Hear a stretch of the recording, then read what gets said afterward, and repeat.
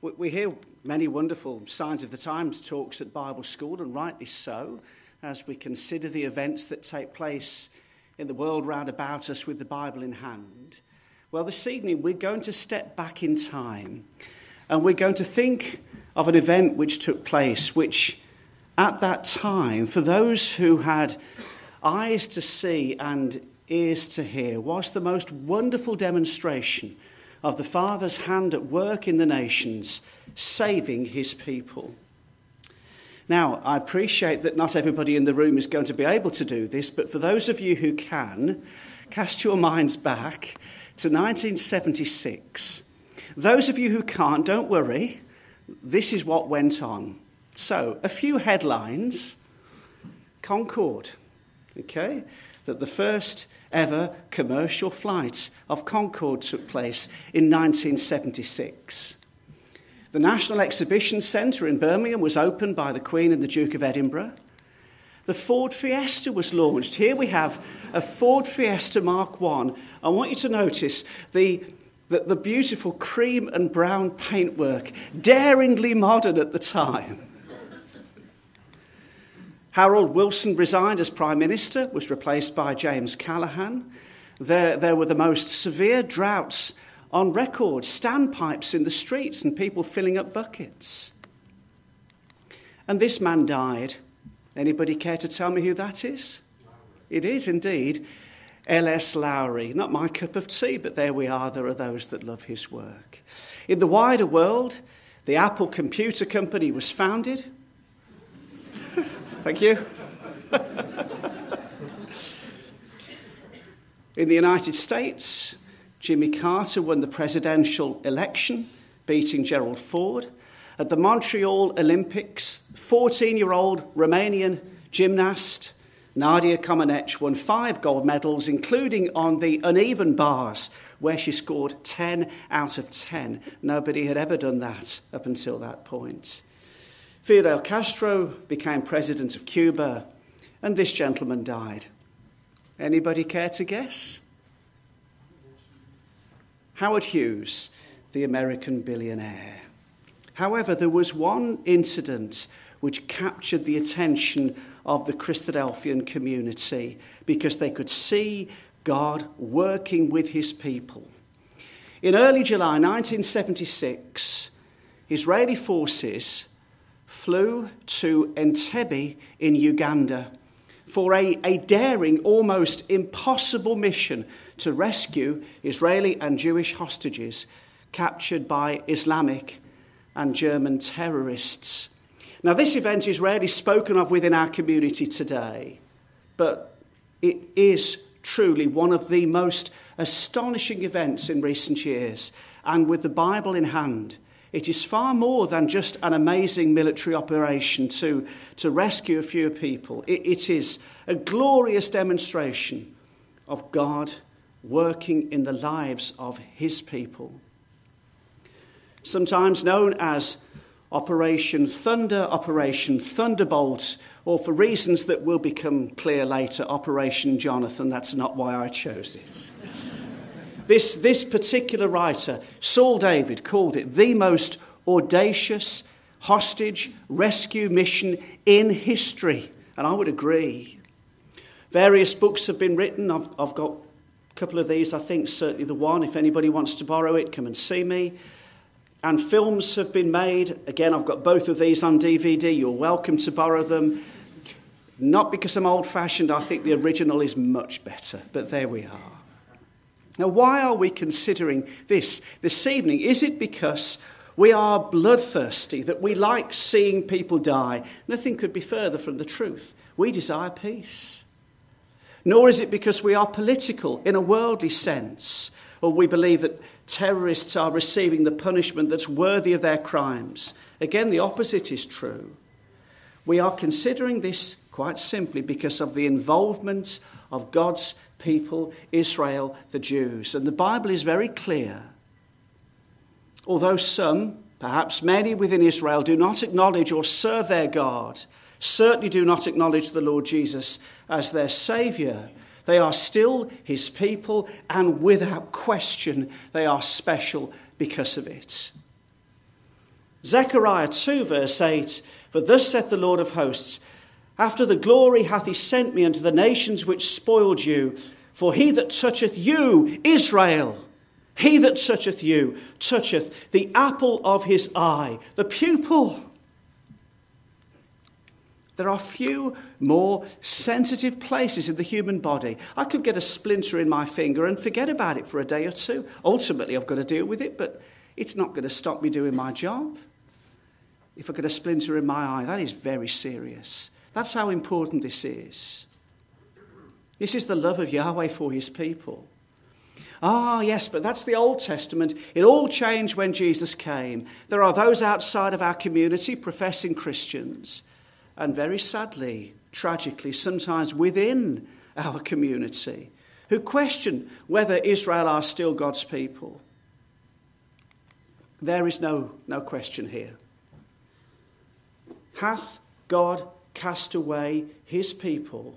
By no means. God hath not cast away his people whom he foreknew, says the Apostle Paul. And that's not talking about spiritual Israel. There is no question about it. Romans 11 is about Israel after the flesh. Well, let's consider this event then with the Bible in hand. How can we see God's hand at work, and what are the lessons for you and me? We begin then on the 27th of June 1976 with this aeroplane, an Air France A300 Airbus that departed from Tel Aviv with 246 mainly Jewish or Israeli passengers on board. It flew to Athens, where a further 58 additional passengers boarded. Departing for Paris almost immediately, it was hijacked by 3 men and 1 woman. 2 of the 4 hijackers were from the PLO, Palestinians, and the other 2 were Germans. Now, we may ask the question, how was it so easy to sneak the necessary weapons that they had on board so that they could hijack the plane? And there are 2 reasons. Firstly, because there was a strike at that day amongst the civil aviation employees. Everything was in chaos. And the second reason, quite simply, this was Athens. This was Athens. This is the old airport at Athens. And one Israeli passenger who had passed through declared this. Had the terrorists wanted to take aboard the plane 2 Lance missiles and an armoured troop carrier, they could have done so without any difficulty. The only counteraction by the Greek aviation people would perhaps have been to ask them to pay excess baggage charges. So was this an isolated act? By no means. Between 1968 and 1976, there had been 29 acts of hijacking or hits at Israeli aircraft. Many lives were lost during these events. Well, initially the plane, having taken off from Tel Aviv and landing at Athens, it then took off, immediately was hijacked, and then it was flown to Libya, Benghazi, and refueled, remaining there on the runway in the baking heat for 7 long hours. 1 hostage, British woman who was pregnant, she was released. The plane was then flown southeast to Uganda, arriving at Entebbe airport there in that country more than 24 hours after its initial departure from Tel Aviv. At this point, 1 other man steps into the scene. Idi Amin. What do we know then of him? President of Uganda from 1971 to 1979. In fact, he'd grown up in poverty. He joined the British Army as a cook before rising through the ranks. In 1962, Uganda gained independence from the UK, and Amin joined the Ugandan army, attaining the position of Commander of the Armed Forces in 1970. On the 25th of January 1971, he seized power in a military coup. But his rule was one of barbarity, characterised by rampant human rights abuses. It is estimated Up to 500,000 of his opponents were executed during this time. Finally, he was ousted in 1979. Fleeing the country, he died in exile in Saudi Arabia in 2003. One of his many nicknames, the Black Hitler. But here is the great irony. The people of Israel had been very good to Idi Amin. Contrary to his wish, his portrayal as a man wishing to bring a peaceful conclusion to these events, he clearly saw this as an opportunity to be the centre of attention. He was quite simply a self-obsessed control freak, and he loved having the eyes of the world on him. Once at Entebbe, the hijackers were joined by 4 others, men from Amin's army. The captives were transferred to a transit hall of the former airport's terminal. And conditions there were basic in the extreme. The food was horrendous quality, the water was filthy, and initially they had to sleep on the floor. The hijackers then presented their demands. They wanted 53 Palestinian militants, 40 of whom were in jail in Israel, to be released, and they threatened if their demands were not met, they would start executing their hostages on the 1st of July. Well, on the 29th of June, the hostages were divided into 2 groups. Those who were Israeli or Jewish on the one side, and those who were not on the others. Those with dual citizenship were placed with the Jews, with the Israelis. And yet the group was divided. Those of Israel, or with a connection to Israel, and those who were none. And this, of course, is highly scriptural. I want you to look, please, at Isaiah 43.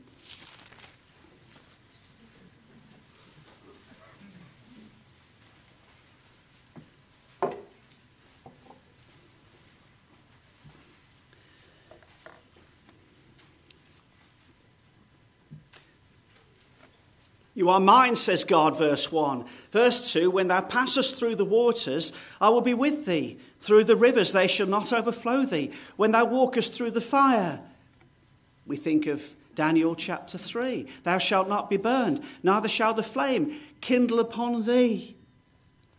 Verse 4, since thou wast precious in my sight, thou hast been honourable, and I have loved thee. Therefore I will give men for thee, and people for thy life. Israel, whether natural or spiritual, are God's people. They are special in his sight.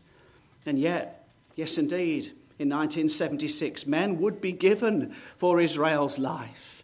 Verse 6, I will say to the north, give up, to the south, keep not back. Bring my sons from far, my daughters from the ends of the earth.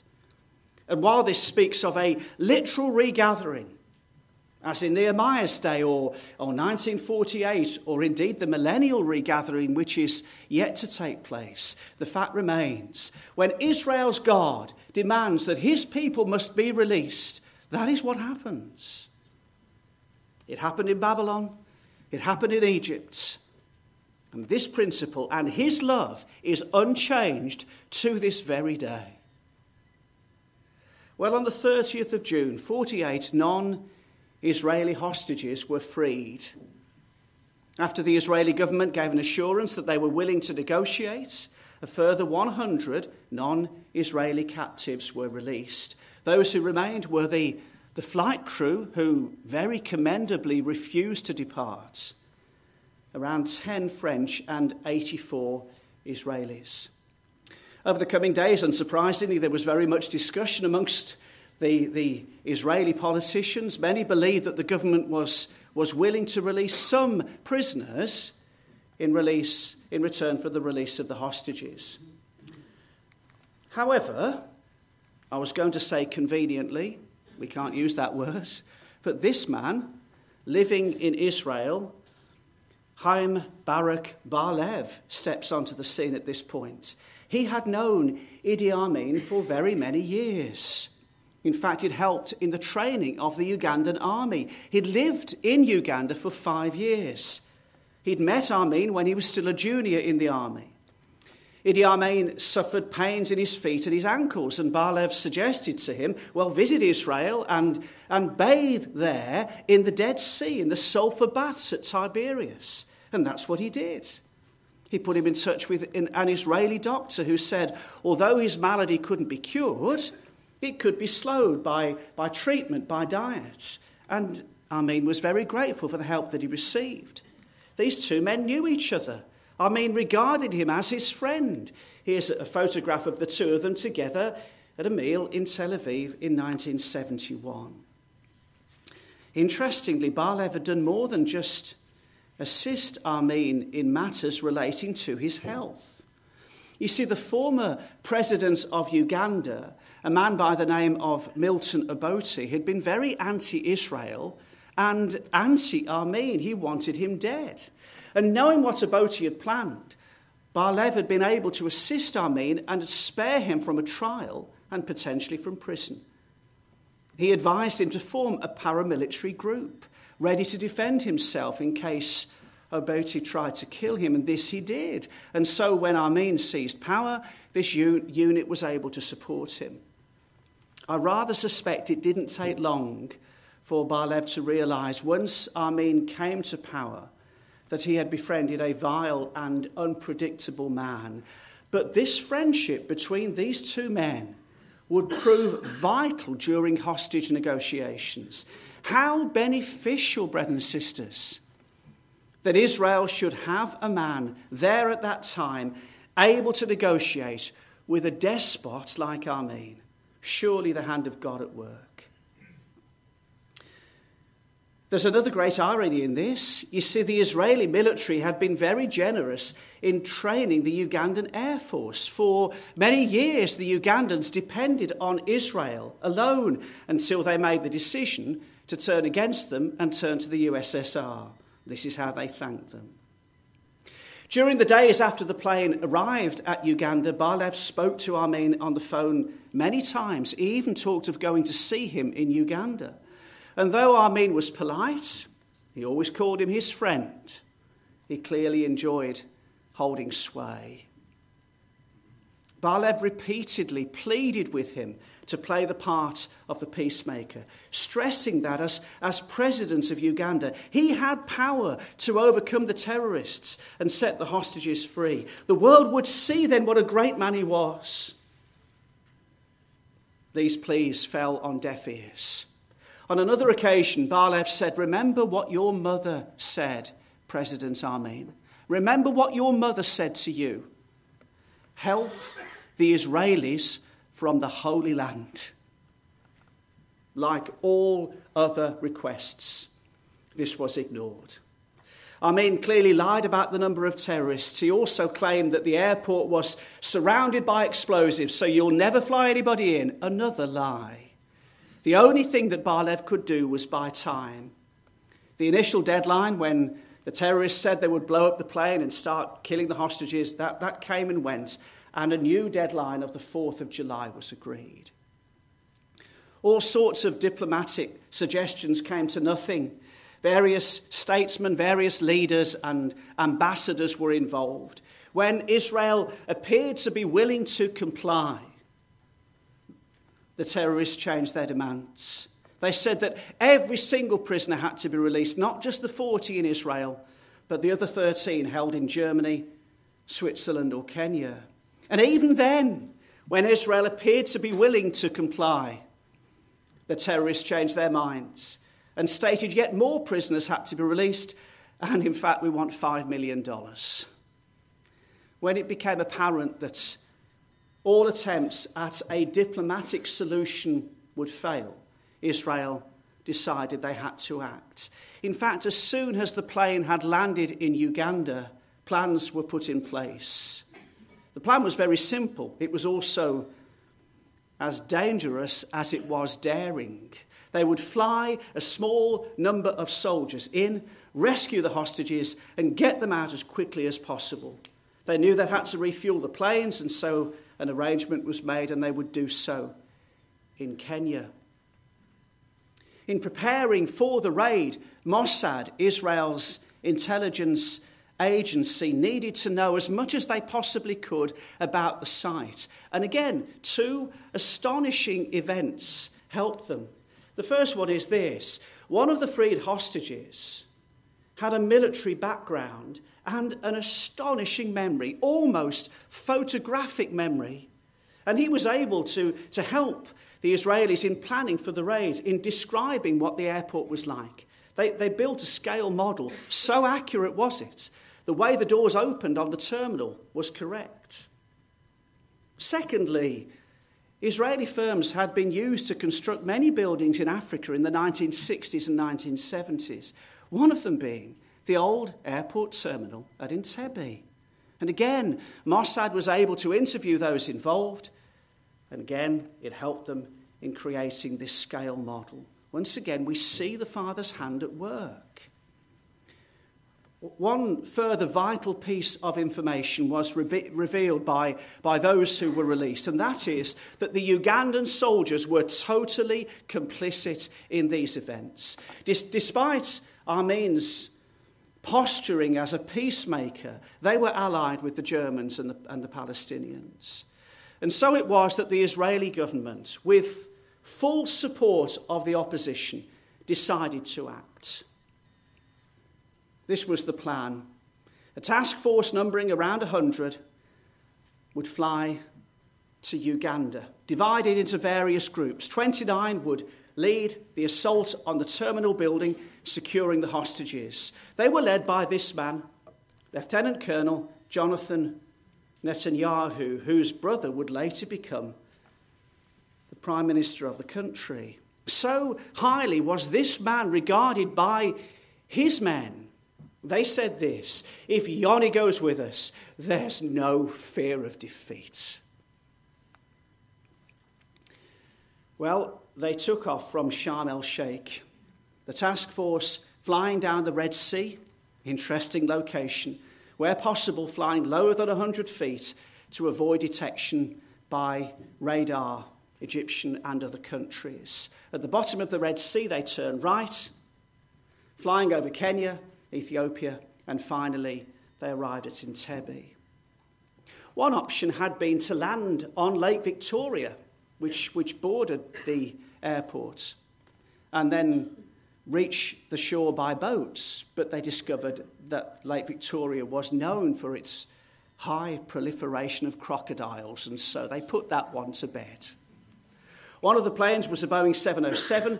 It had landed at Nairobi in neighbouring Kenya. That was effectively a flying hospital. They were expecting many casualties. Another Boeing circled above, transmitting information to those on the ground and back to Israel. Of the 4 cargo planes, one landed with its cargo bay doors already open at 1 minute after midnight. An appropriate time? Absolutely an appropriate time. We think of the Passover, we think of Samson at Gaza, we think of the coming of the bridegroom at midnight. And what about these words from Job 34? In a moment they shall die, the people shall be troubled at midnight and pass away, and the mighty shall be taken away without hand. Isn't that exactly what happened? All the military might of Uganda was powerless against Israel's God that night. The Israelis even took with them a black Mercedes and Land Rovers to distract the Ugandan guards. It was known that Amin drove a Mercedes, and they planned that the guards would be deceived into believing that this was Amin, come to expect the hostages. The commandos even wore mock Ugandan army uniforms. This is the old terminal that was intact in 1994. You might just about be able to make out the bullet holes are still there from the raid. Shortly after the first plane landed, 2 more cargo planes also arrived. Although once the Ugandan guards realised what was going on, they killed the power. So a 3rd plane had to land by moonlight. We can only assume it must have been a very clear and bright night. Another blessing from the Father. Why was the first landing not detected? There are various ideas. Maybe the Ugandans were just negligent. Maybe Israel had some sort of radar blocking system. Whatever the answer, we have to say once again, the Father's hand was at work. Regrettably, one of the sentries knew that the president had recently changed his Mercedes from a black one to a white one. That forced the Israelis' hands. They killed the two sentries and approached the terminal straight away. Leaving their vehicles, the soldiers ran to the airport building. They entered the terminal and through a megaphone, they shouted in English and in Hebrew, "Stay down, stay down, we are Israeli soldiers." Amazingly, in the crossfire that followed, there were very few hostages hurt. One of the terrorists was shot dead immediately. One of the Israeli soldiers, noting that only one had been killed, called out in Hebrew, "Where's the rest of them?" The hostages pointed to a connecting door.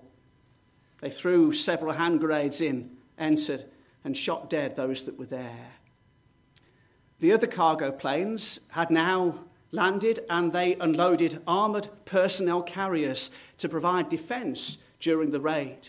You would expect during any sort of activity like this that many Israeli soldiers would be lost. In fact, only one died during the raid. We'll come back to that later. One man who was there that day, Flight Sergeant Amir Offer, said this: "The glass was broken by someone shooting automatic gunfire at me. The bullets flashed, one to the right, one to the left, one beneath my legs, one behind my legs, one past my left ear. It was amazing." Amazing, brothers and sisters? Miraculous. The Father's hand was at work. Come to Isaiah 54 that we read earlier. Why was this man not hit? Why were so few of them hit? Because God was blessing his people. Now, primarily, this is a kingdom prophecy. There is no question about that. So we have a contrast with the barren state in verse 1, when Israel will be fruitful. But let's just pick up a couple of key points. Verse 5, "For thy Maker is thine husband, Yahweh of hosts is his name, and thy Redeemer, the Holy One of Israel, the God of the whole earth, shall he be called." And yes, he's not the God of the whole earth yet, though the whole earth is his. One day he will be known by all. Verse 15, "Behold, they shall surely gather together, but not by me. Whosoever shall gather against thee shall fall for thy sake." As enemies fell in Bible times, from Egypt to Assyria and Babylon, so modern day enemies, Adolf Hitler, Idi Amin, Saddam Hussein, they have come to nothing. Verse 17, "No weapon that is formed against thee shall prosper, and every tongue that shall rise against thee in judgment thou shalt condemn. This is the heritage of the servants of the Lord. Their righteousness is of me, saith the Lord." It's of him. It's not their own righteousness. No weapon that is formed shall prosper. Ultimately, yes, there may be victories along the way. Yes, indeed, Jews have died. Of course they have. And we know the horrors that were suffered in the Holocaust. But ultimately, the Father's plan and purpose with his people will be done. They will be preserved. Israel will not be wiped off the map, no matter what men might plan. And the Ugandans' weapons that day, the terrorist guns, were to prove utterly, utterly useless. Some words from one of the hostages, a gentleman by the name of Ilan Hartouf. He said this: "We heard shooting and saw what looked like trace of fire. We realised someone was shooting at the terrorists. We didn't know who it was. Then the soldiers started pouring in, although they were dressed like Ugandans. I said it was the Sahel, the Israeli army. And everyone started shouting, 'Ness, Ness, miracle!' When the Israelis arrived, we couldn't believe it. We talked a lot about the possibility. We even had 2 reserve colonels from the Israeli Air Force among us who said it couldn't be done." Again, notice the word miracle. This was a miraculous event. because that is how Israel's God works. Like David against Goliath, like Gideon's 300 against the Midianites, or Samson's slaying of 1,000 men with the jawbone of an ass. What do we really read in Leviticus 26? 5 of you shall chase 100, and 100 of you shall put 10,000 to flight. Your enemies shall fall before you by the sword. And they did, and they did. The surviving hijacker, this gentleman, Wilfred Boerser, realizing what was happening, made his way to one of the halls where the hostages were fled. And he raised his gun, ready to kill them. Amazingly, he turned around, ran outside and started firing at the Israeli soldiers, and within seconds he was dead. Why did he not kill the hostages as he said he would? Why did he not use them as a human shield to secure his own safety? It's impossible to say, except that once again we can see God's hand at work, preserving his people. It had taken just 45 seconds to locate and kill the 4 hijackers. That has to be regarded as ruthlessly efficient. The hostages were then led out to the aircraft. Ugandan soldiers realized what was happening. They shot at them from the control tower. 5 Israeli soldiers were wounded. 1, Jonathan Netanyahu, lost his life. The hostages were then loaded onto the planes together with Netanyahu's body, and they took off. As the hostages ran outside, some noted that the Israeli soldiers screened them, quote, like a living wall.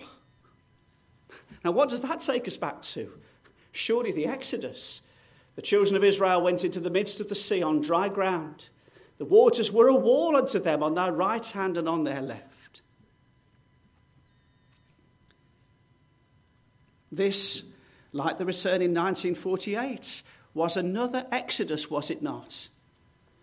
Emma Rosenkrantz, a Jewess and resident from Jerusalem, described the soldiers as arriving like an angel from heaven, she said. As one of the soldiers appeared at the door of the hall where they had been held, he simply said calmly, "I'm from Israel. Dress at once. We're taking you home." The entire operation was to last 53 minutes, 2 minutes less than the dress rehearsal in Israel the previous day. The actual assault lasted only 30 minutes. All of the hijackers were killed, plus around 45 Ugandan soldiers. Of the 106 hostages, 3 died. 1 was left behind. Approximately 10 were wounded. As the operation was wound up, a number of Israeli soldiers crossed the runway to where a line of Ugandan MiG fighters were parked, destroying them with gunfire, grenades and explosives. And still they weren't finished. They also planted delayed action bombs around the site.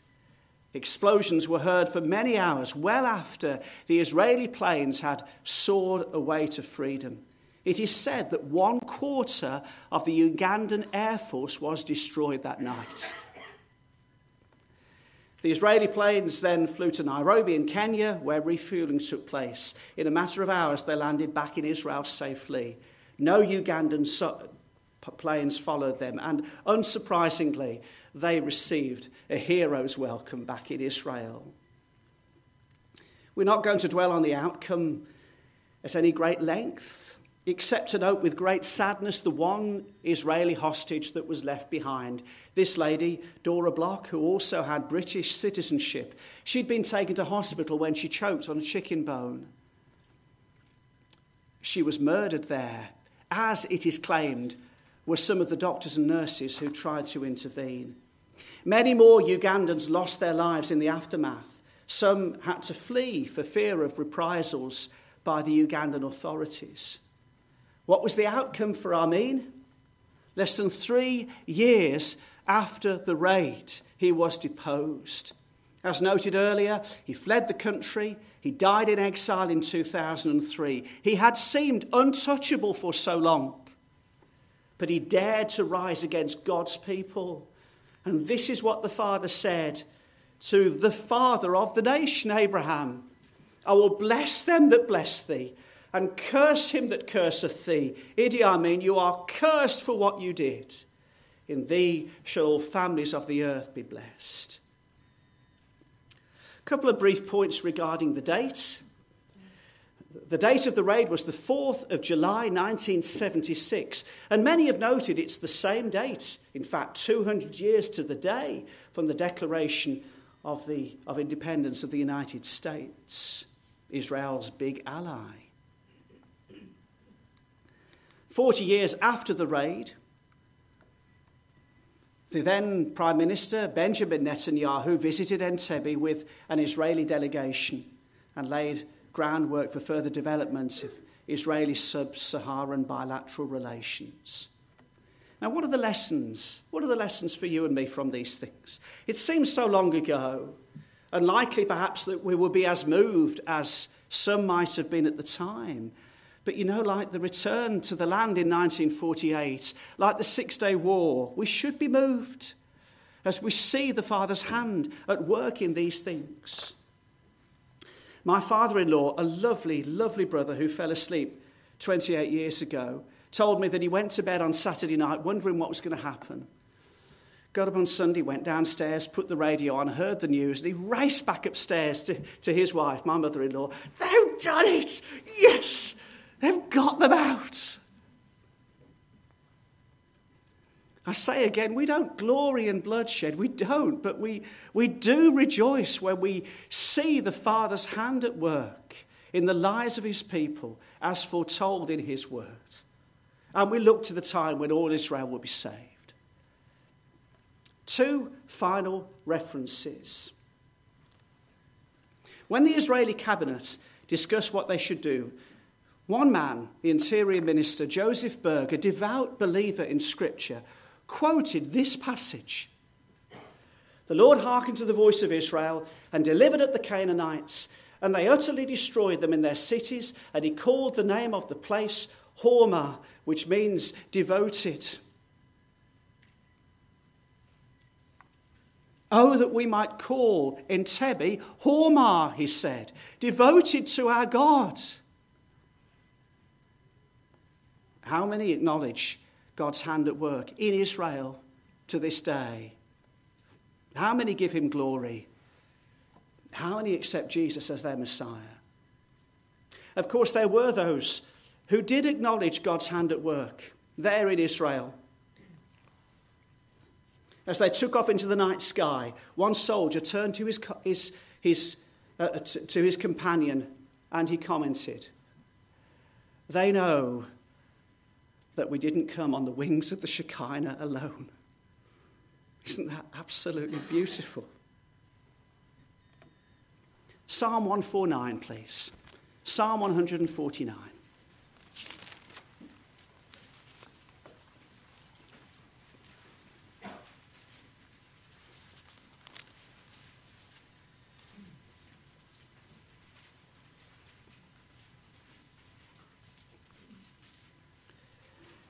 Beautiful psalm of all that the Father will do one day